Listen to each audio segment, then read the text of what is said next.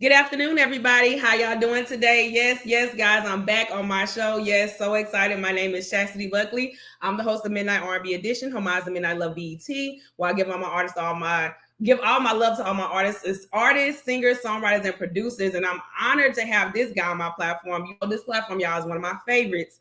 I love Who's Next. And I'm excited to have up and coming artists that come on my platform and not even that show their talent, but not even that show their love for R&B, but what they love to do. And I'm honored to have this man on the platform, R&B singer, songwriter, filmmaker, producer, director. Excuse me, sir. When I looked at your resume, it's long as Luke 12. Do you hear me? Yeah. But so excited, so honored to have you on the platform. But not even that, you have done so much in the industry, but not even that, I'm honored and excited to have you on the platform, the one, the only Mr. Keithian. Thank you so much. Oh man, thank you for having me, Chastity. I'm excited to be here. Look, when I heard your EP, your album, excuse me, Green Clouds, I was like, wow, this is like a groove. But one of the songs I do like, and I'm gonna be honest with you, is Wasted.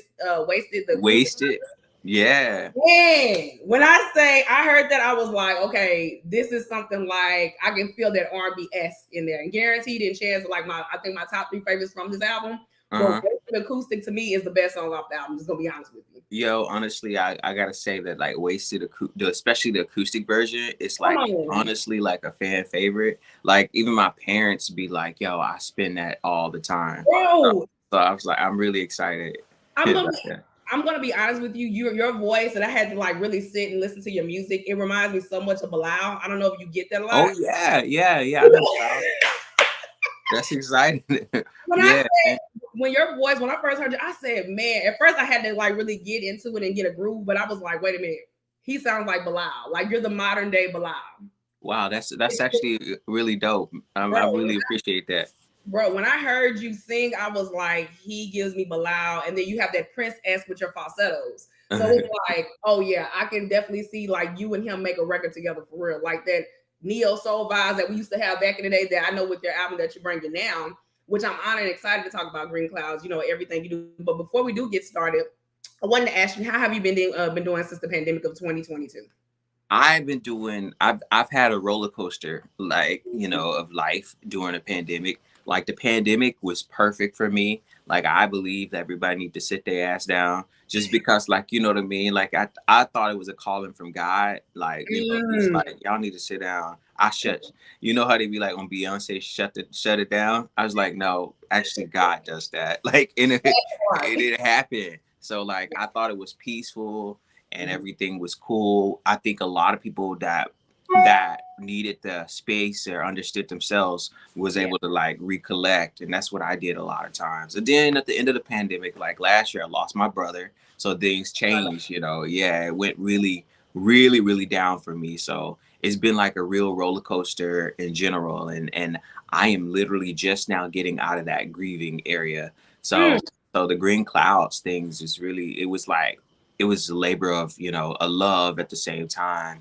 It was one of those things where it was just like, the last project that my brother was very, very close with me on. I also lost a friend, Malcolm, who I do. Like 2021 was incredibly crazy. So like I lost my friend Malcolm, who actually mixed and mastered all of my stuff since I was like 16, So we were really, really close. And same thing with my brother. But, going through the rest of the year, and then like hitting the summer space and just kind of like having conversations with the man above and trying to understand things, like it's kind of got me to a different place where I understand like my purpose is kind of like, okay, so I'm so ambitious right now. I'm so driven. I'm so hyped about like what else comes in life. And I'm going to take all that tragedy and stuff and just keep it with me and just kind of spread it. You know what? And I'm so sorry. My condolences for you. Like I truly understand. Right. As well, I lost my father in 2020. So like I said, I had death in my family like back to back in 1 year. So I truly understand from where you're coming from, and I respect you because I feel like you took your pain and you made it into music, and that's what I love about people. Things. What I've learned about music has to touch the soul, and with stuff like this, I love that you're talking about that. And I'm so sorry about your friend that you were close with music. I feel like he's watching you in heaven with all that you've done. You know what I'm saying? Because listening to Green Clouds, I feel like it's a memoir to your loved ones. And listening about this album, I was like, wow, about Guaranteed and Chance, I can understand where the body of work is coming from, but not even that you're coming from a space of growth. And with that, I'm just learning with this album, like the symbolism of Green Clouds, because I'm going to talk about that with you today. Okay. It's a very unique title. I don't know if you took it from your friend Frank Ocean that you went to school with. Channel Orange, it kind of gives me that type of symbolism of what the colors mean to you in R&B music. You know what I'm saying? Right. Yeah. So exactly. I say my love for you, and I'm so proud that you did this because they had me sit down and had a vibe, but not even that. You give me Bilal and what he was doing with his music with neo soul, but not even that you're bringing that modern neo soul kind of back in this realm of 2022, and I'm so proud of you for that. So thank you so much. Thank you. I appreciate that madly. Yeah. Wasted acoustic version. I've been listening to that plenty of time. I'm like, yeah, this the one right here. That's the one. That's the one. Okay, so before we do get started and get to know about Green Clouds and your discography, I wanted to talk to you about who you are. So I know you're from NOLA. I'm from Baton Rouge, and not even that, you lived in Longview, and I actually went to college at Wiley College in Marshall, Texas. What? Yeah, and so I was like, okay, this is my brother. Yeah. I got really much give it to you because not even that. I used to go out to Longview, so I think it's so dope that I got family from East Texas that's here to celebrate with you. But not now, how was it like growing up there? But not even that, like who were like your favorite R&B artists, and not even that, where did you get your love for R&B music? So I grew up in music. Like my family is surrounded by the creatives and arts. And I'm so glad you bring up Longview because I don't get a chance to talk. Everybody's like, they grab NOLA first, but I'm like, actually, I spent a lot of time and I grew up in Longview just as much, you know what I mean? Years of Marshall, Texas, so you understand, like, yeah. So like just growing up there, we, my parents, they met in Louisiana. My mother's from Louisiana, my father's from East Texas. So like all my family, a lot of the home base is literally like East Texas and Longview. I mean, excuse me, and Louisiana. So like luckily my grandfather was a musician, so I got a chance to like be experiencing that. We woke up every morning with music. My parents still sing in the Galilee Baptist Church choir. Don't go find them, y'all. You know what I mean? They be tripping out. I shouldn't have said that, but you know what I mean? You know what I'm talking about. Right. And everything. So like it's just really incredible. My mom plays the drums. A lot of us play instruments. Most of us all play instruments or something on both sides actually. And I don't know, man. I just kind of got experience growing up in like this really thick cultural thing of arts and creative in the South, and being a Black man. You know what I mean? It's kind of just one of those things that I just kind of like carried on. And my influences come from jazz, hip hop, R&B pop, Janet Jackson, Michael Jackson, Prince, of course, the greats, then all the way down to like Duke Ellington or Fats Domino. Just, I'm lucky to be like really thick in music. So yeah, and I love that you said that because I know you talk about in some of your interviews, like your music is gumbo music, and it makes so much sense about a lot of stuff about the title of your stuff, To My Pain, and all these documents that you've made, and just understand about your music is coming from like an honest, sensible place. But not even that, I think you're bringing the instrumentation back, which I love because we need instruments back in this. And I know for you growing up, you played the saxophone when you were 11, and I didn't even know you could win a boy band. You got your deal with Warner Brothers. Like, how did that all come about at the time? Like, how did you get, I think, in the realm of that? And then was that your start in the music industry? Yeah, so honestly, so I'm glad, dude. It's so good to know people that understand the area. So I was in the, it's funny because I went to in the church, like, so I ended up going they put me in a gospel choir, just me and my brother, and we just could sing. So we started touring around like in a youth, they call it the youth interdenominational choir of the South. We would, so we would go around, so we would go around the South just singing in church or just events, just kids. And then we did a record called Thank You Lord, and they literally put it on the radio. So that was like when I was like 8, 9, 10, and we did that for a while. technically got kicked out of the gospel choir because me and my brother were also dancers. So we danced too much. And my They got the mom, job right. You remember that back in the day, child? yeah. So The my spirit. mom, exactly. My mom's and dad, they were basically like, if they don't want y'all, then that's fine. We, because y'all are innocent, whatever. So Yeah. then we jumped into like, just started doing music and stuff like on our own. Next thing you know, I got invited to a group to audition for a boy group. That happened. And then it was more, the truth is like, I feel like I just spent incredible years of just developing myself with that group. We would do shows, we would start touring. Remember mall tours in the early 2000s, and just like amusement park. We would do like Six Flags, Jazzland, all those places. And You all remember that Jazzland back yeah, in yeah, all the way to Georgia, everywhere, just Florida, Orlando, Disney World, all kinds of stuff. And that just kind of like after that, we obviously got a deal. But then like after that, I was actually exhausted. So I was like, I want to go to school. So I went to Xavier University, New Orleans, XU, and Hey. and just tried to just be like get a. Actually, I tried to be a doctor, and everybody there was like, "Boy, what you trying to be a doctor for?"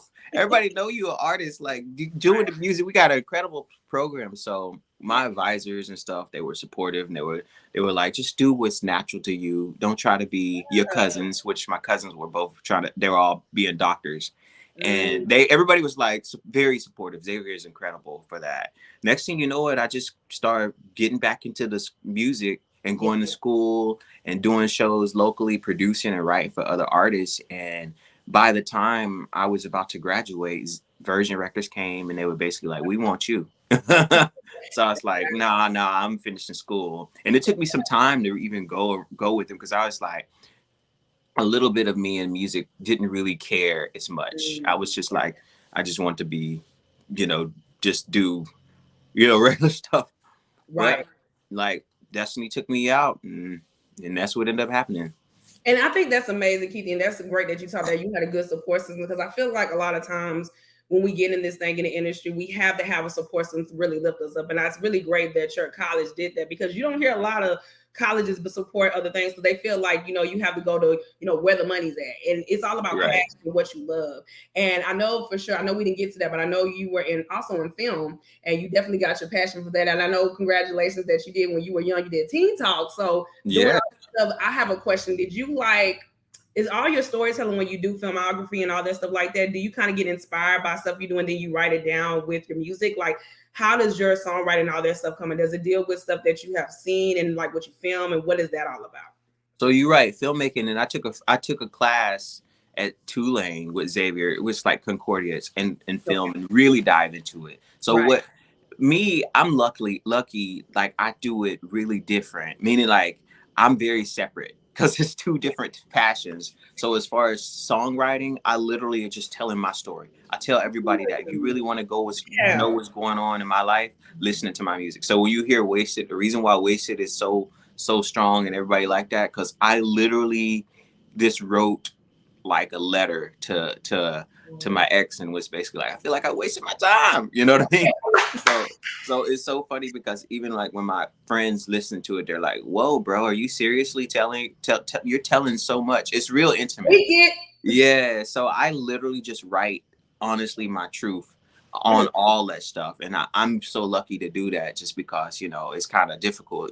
Everybody's real, but, really, it's really hard to be vulnerable sometimes. But as a creative and just jumping in there and having that gift to be able to write and just kind of produce and make a song, I just literally was just like, man, I'm going to just tell the truth. So that happens on the songwriting side and music. On the filmmaking side, like, honestly, it's one of those things. I have a cousin who's a screenwriter right there in Baton Rouge with you. and we're like mad crazy. So, but our mission as a filmmakers is like to tell the stories that need to be told. Like, and especially for us, like I'll say this, I'll never forget growing up. I went to private school, I went to public school, Louisiana, Texas, especially Texas.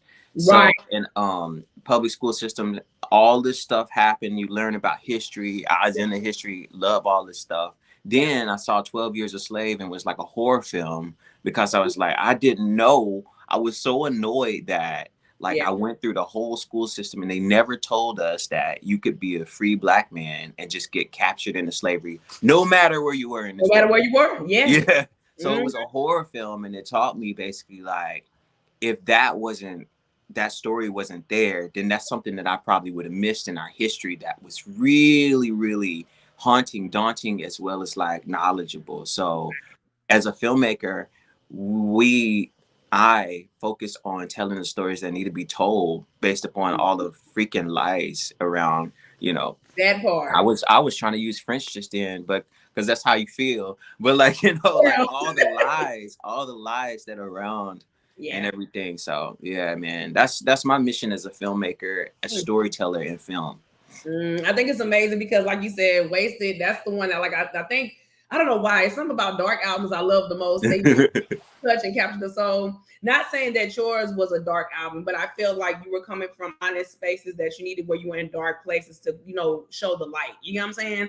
And I feel with Wasted, listening to that, it was really dope. And Chance, that reminds me kind of like Chance the Rapper. I can kind of mash up with that where you don't have Yeah. a problem with me. Like, I can see that mixed up because I can see that you were in those honest spaces making sure. But I know before you did do Green Clouds, your first, I think your album was in 2014. It was with the Power album, correct? Hour. Yeah, Yeah. that was a revenge hour. I just did the self still label stuff, and they didn't support. So I was like, yeah, I'm gonna throw this out here And and do something it's totally different. next month, sir. So 8-year anniversary coming up, November I 6th. know it.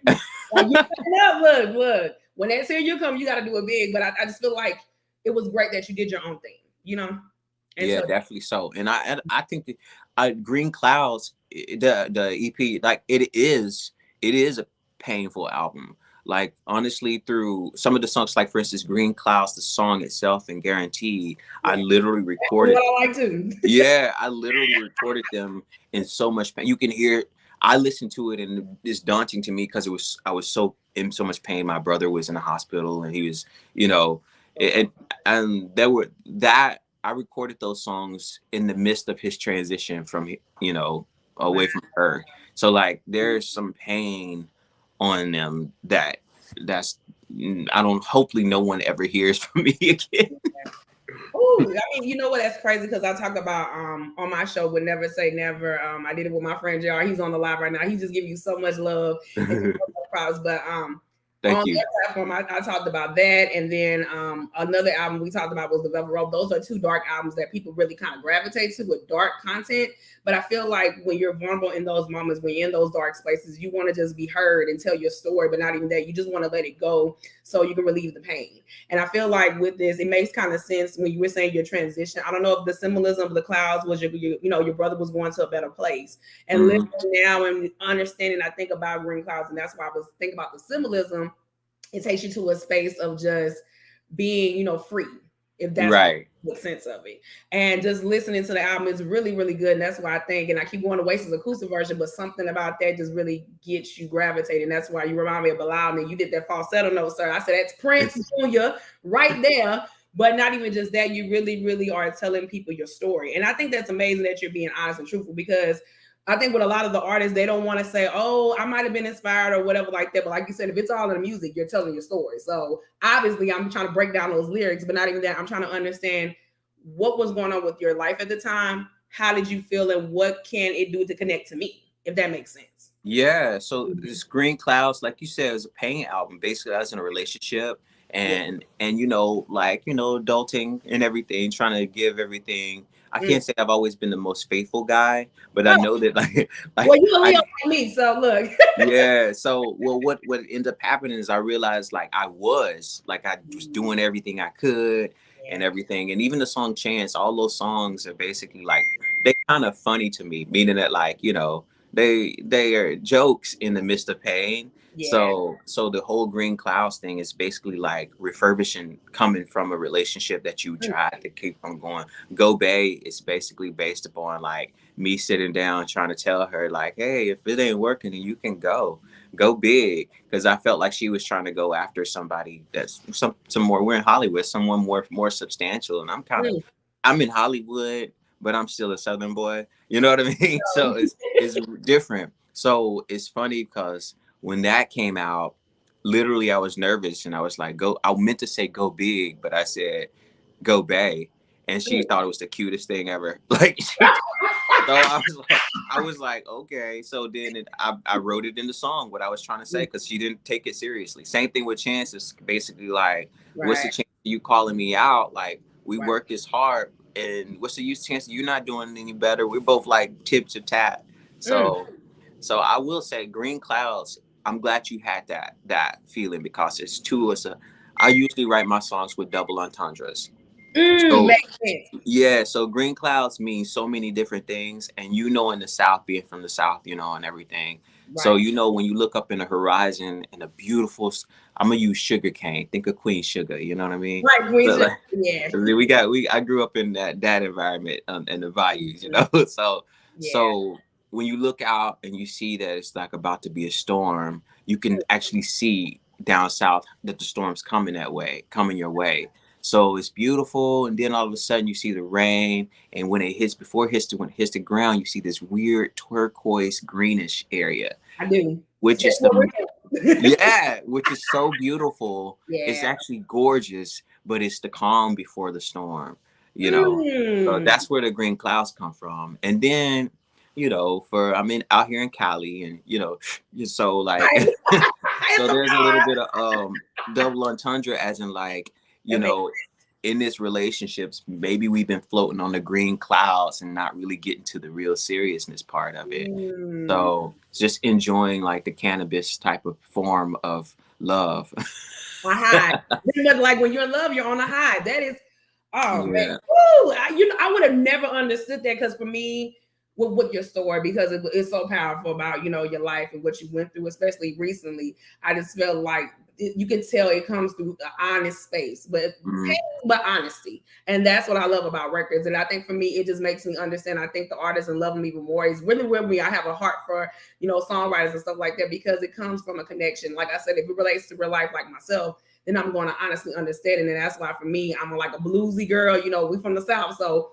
blues, yeah. R&B, and jazz. And that's crazy. You said Fats Domino. I just really like nobody talks about him. He's a legend. Like sadly he passed away not too long ago. But Hmm. I like that when you have that jazz feeling. That's why when I heard your last one, To My Pain, that one too kind of had those connections. Like I can see those connections of what you're doing in your music, but I hear jazz influence in a lot of your records. And I think for me, I'm understanding about the instrumentation. I feel like you're going to bring that back, and I'm super happy you did Green Clouds because we need records like this. Like this is R&B. Like this is soul. This is like what I like to listen to. Like, but Wasted, that's the one that's like a chokehold. That's the one that's gonna get you in. I'm like, okay, this is the one that's gonna make me cry. I gotta put it on when I'm in my mood. But I feel like Go Bay and Chance, those records are like, even though those songs are different, but I mean, those will like get you hyped. But like I said, if you don't listen to the lyrics, you won't understand the music. So Yeah. I'm proud that you did that. And I feel like your process was so great, and I'm proud that you did this to release your pain. You know what I'm saying? Because dealing with death, that is the most toughest thing, and people that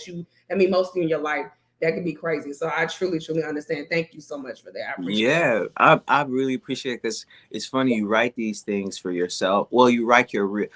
What I've learned as a writer is Mhm. that you literally can write stuff down Yeah. and then give it to the people. They'll interpret it, and a lot of times it hits immediately where you at. So Yeah. like the whole point is just like telling my story is inspirational to be like, oh shoot, you're going through the same thing. I've been through the same thing. I feel that way. So yeah, thank Yeah. thank you for that. Oh.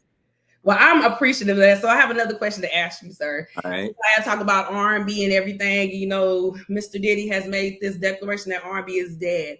I wanted to ask you, do you feel that R&B is dead, or do you feel that R&B is coming back? I feel that R&B is pop music right now, and I also feel Mm. like it's because if you go to pop, Mr. Diddy said that, but I think he's saying that too. He also is a motivator. So I feel like he's strategic and smart. So That he's part, he's basically doing it for strategic value. yeah. So he's basically saying that so it can wake us all up and we talk about it again. Mm. And I think it's working. We all know hip hop is all over the place. Yeah, it We is. know that they calling Harry Styles the king of pop. What? What, Like right? no shade to Harry, but if he's complicit, I'm like, boy. Anyway, but the truth is that like it's not really any pop stars anymore. Mm. And when you go to the pop records that you listen to, they're really kind of just like all over the place. If Ariana Grande puts it out as an R&B record, technically being pop. Even Adele, all of Adele's records, they're big pop ballads, but those are things that Right. Whitney Houston and Toni Braxton would have sang back in the day. You know what I mean? That part. So, Come on, preach. so the thing about it is that I feel like R&B is not dead. It's Yeah. just not centered per se. Just because we're listening to so much, because black music is black music. Let's keep it real. We coming from like the whole George Floyd reckoning and stuff. Yeah. And I feel like the way that the companies have been marketing the music is that not fair, quite frankly. They're like, oh, if you're black, you sing R&B. Well, truth is that like we sing everything. Come And on, preach it. We made music, yeah, black music. That part. right. So like I just feel like it's just not dead. I just think it's out there in different forms, and people are not really allowing. I want to say this carefully, but it's still the truth. They're not really allowing black music to rise bigger than R&B. I agree. Because think about it, like back in the day, if you take a Britney Spears record or Christina Aguilera, they were Yeah. so R&B influenced, and they were killed it, and that was their influence, and they weren't shame about it. They were open and being like, yeah, it's R&B, it's this. Right. Now it's almost kind of like they tried to put it to the side, but everybody's trying to do hip hop because it's supposed to be popular, but hip hop is not working all the way in everybody's thing. So I just think that was just a statement of motivation. I want to tell y'all something funny. I happen to know Diddy's A&R, who's a friend that I just kind of grew up with him. What? So when he said that, I was like, yo, next time y'all have one of those, next time y'all start writing for that, bring me in. Right. If you want to talk about it, get some talent. That's what I'm talking about. I sure did. I was like, bring me in. Don't sleep. You got a resume out this world. Did you do a songwriting for Chris Brown and Jennifer Hudson? Did you do? Yeah, so like during this phase before I jumped into it, I was an artist. But then there's moments that I'm just like, I just want to songwrite, produce. There's moments I was like, I just want to be a filmmaker. I don't want to do this. I don't want to do. I've had a lot of like moments where I'm like, no, I don't want to do this. I want to do this, or I want to do that. So I getting a chance to write for all those artists kind of just happened just because I'm always in the studio and didn't really have a thing. So I have gotten a chance to work and write for a lot of people. That's what I'm talking about. But I think that's so amazing because for me, that's what I love about you, because you're probably a quintuple threat, whatever, quadruple, whatever they call it, because you do so much. And I feel like you're your own person, you're your own artist, and I'm proud that you went the independent route, because it's people like you that definitely inspire people like myself, they keep going for your content. But not even that, it's amazing that you really, really have taken your own thing because you're true to yourself, And Yeah. I feel like with the filmmaking and stuff that you do, it tells a story. You're telling people's story. But I feel like for yourself, doing your singing, your songwriting, you're telling your story through other people, not even for yourself. And that's why I think for you, I give you so much respect and flowers, because it's people like you that we really need R&B now. Like, we need people like yourself. You know what I'm saying? You're bringing real R&B, but a modern twist to it, which is understandable because things will not be back in the 1990s. You know what I'm saying? Yeah. So if we can bring people like yourself back in this, we'll be okay in R&B, and hopefully we'll still have them around, because not even that, you bring an instrumentation back, which I love the most. So if we bring instruments and all that stuff back, I feel like we have a chance. Yeah, I agree. I'm glad you said that, because I think that's happening, honestly. Yeah, I mean, look, this versus stuff that we got now, they're trying to, but I mean, when you have to really, really bring it back, you know what I'm saying? So thank you so much. So I want to ask you another question. What advice did you want to give to anybody in this industry for what you learned, but not that, what advice do you want to give to people in the industry? Honestly, it's the most simple advice. It's honestly believe. When you know you got something, continue to believe, because everybody I get rejection every day, all the time. What? It's nothing. Well, but it's a part of Beyonce gets rejection every day, all the time. She get a little less, but I mean, or J-Lo. I was watching the halftime thing, the Netflix documentary. You saw that, right? It was so good. Yeah. Right. And you see how she got rejection, and it's what makes her, those people that are like that huge. Yeah. People don't realize that, like, J-Lo walks around, Beyonce, Diddy, they walk around doing everything they want to. No, we seeing Kanye finally getting rejection. You know what I mean? So it's like, it's one of those things where like you do have to believe in yourself, and you have to believe to like almost like insane amount of crazy a little bit, just because everybody, they don't, people don't really believe until you believe, and that's just the honest truth. That's just how it is. So that's the simplest form. But if I could tell anybody, I would say, like, definitely just believe. If you know you got something, watch for the signs, meaning that, like, God sends you signs. If you believe, even if you don't believe, intuition is the first thing he sends. So Come on. you'll feel it in your stomach. Like when people say gut feeling, they just talking about God, you know. So like you feel it, and then that's the sign that you have for you to continue to believe.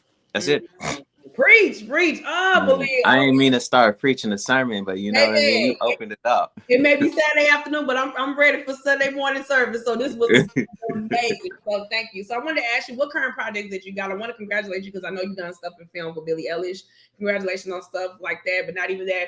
With your new EP, 20 Green Clouds that got released this year in April 2022. I know you're gonna be celebrating next year. So I want to ask you what other projects that you have in the works. But not that, are you going to be doing more albums, or what is going on for you for next year for 2022 at the end and 2023? So I have been in the studio daily, just prepping my next EP. I'm so excited about that. If y'all love Green Clouds, you're gonna love this next one. I'm not kidding Oh, you. baby, Green Clouds is that Yeah, one.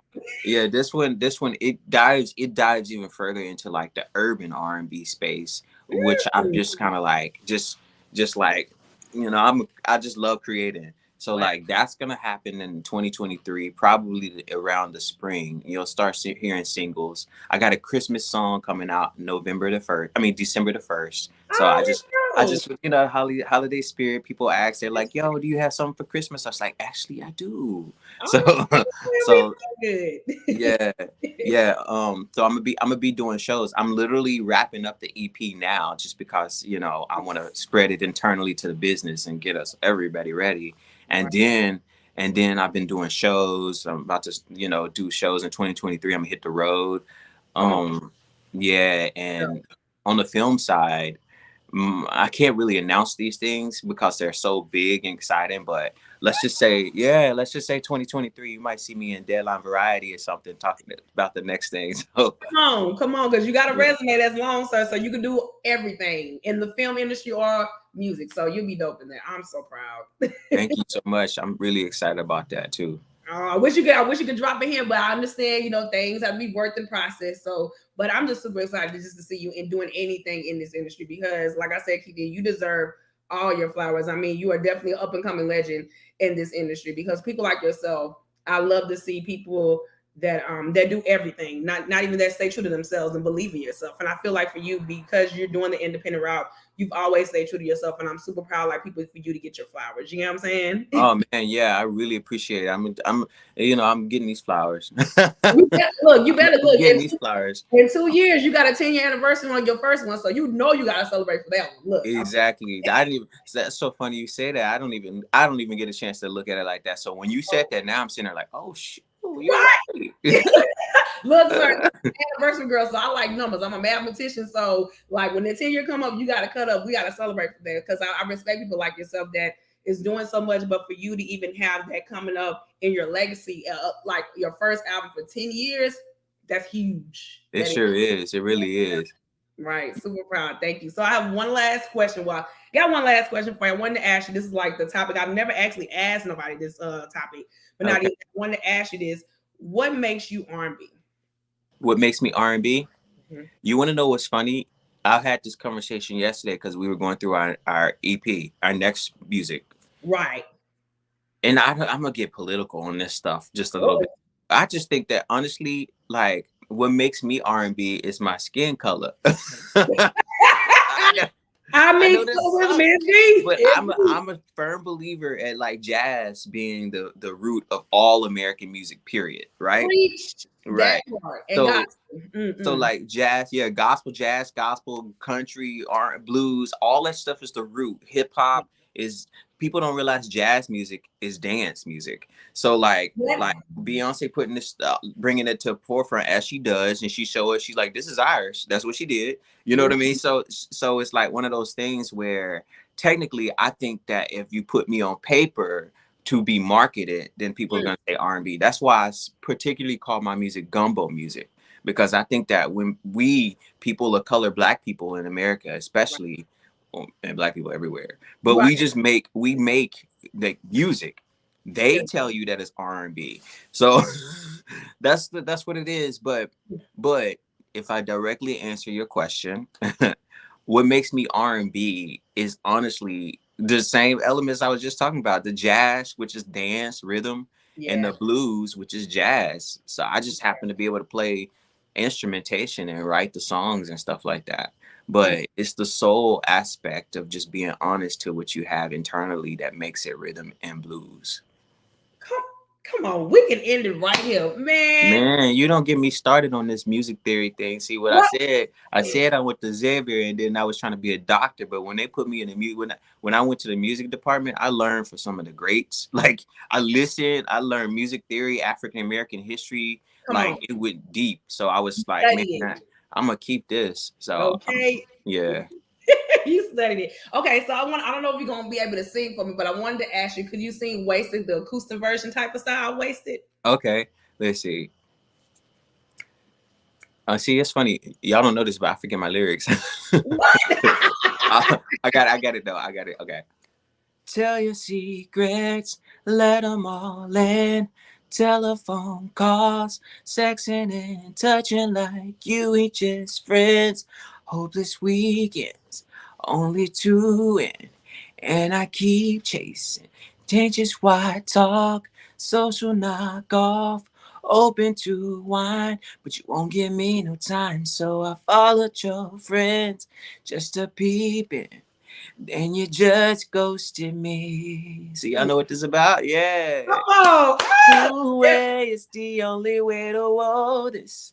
I said to put all that in the post, and you say I could be the one you roll what I'm waiting for. Mm. Wasted my time, damn you're so fine. Or am I just wasted all for your love? Should I go in, or maybe let you in? Or maybe I'm wasted all for your love. Maybe this could be fate. No, if you could just be faithful, but no. So I wasted my time. Don't wanna hear rewind, 'cause maybe I'm beautiful for your love. Yeah, wasted. Hey, Dude, look, man, you. that's such a crazy song. When I sing it myself, I'd be like, dang, I really in this relationship. I was like, I really went in on this. I really did. I'll start befriending some of her friends. Just like, yeah, let's see what's going on. Something don't make sense here. Then she blocked me. Did she block you, child? Please, She no. blocked me, but still, like, it was weird. She blocked me on Instagram because she knew I was talking to her friends. Just kind of like reach, even though the friends knew me, they were like, but it was kind of like, it was like that's off limits. So I was like, I didn't know. I'm so sorry. But why Hey, would you block me? Why would you ghost me on Instagram, even though we're still talk, like we're still good? It's like, why would you? he said, "What's that Weird. that It's part? That weird. don't even make no sense. Look, make it make sense. You get what Yeah, I'm it didn't make sense. That's why I said it was wasted. When I'm wasting my time, or I'm just saying? wasted on you, like Mm. I'm intoxicated on you. Or I don't know. Look, we all look. I've had my stories too, so I just but I love that you were so honest and so truthful for yourself. But not even that green clouds is a gem, and I'm truly proud that you really told your story on this, Mr. Keithian. Thank you so much. And Thank you, guys, chat. oh, thank you. Look, what we're family, so I mean, I you know, live right? in East Texas. I mean, look, I mean, I used to live in East Texas for 5 years, so I already know how that was. Man, it was a fun time, but. What Wow, I shot. learned so much from me, for myself, it humbled me, but not even that. I'm blessed to see people like yourself that really, really made it and just rise above from everything. And thank you so much. Thank you so much, Chastity, for having me and everything, and just being able to give me a platform to talk about all this stuff. Look, you know I'm going. You on post wasting the acoustic version today. Just tag me so I can repost. Cause Oh, people you need know I'm gonna tag you, sir. You know you gonna have all the feels. I'm so proud. to. So we are done with our beautiful interview with the one, the R&B singer, songwriter, producer, filmmaker, and the multi instrumentalist, the one, the only, Mr. Keithian. Thank you so much. God bless you. You too. Bye bye. All right, bye bye. Bye bye.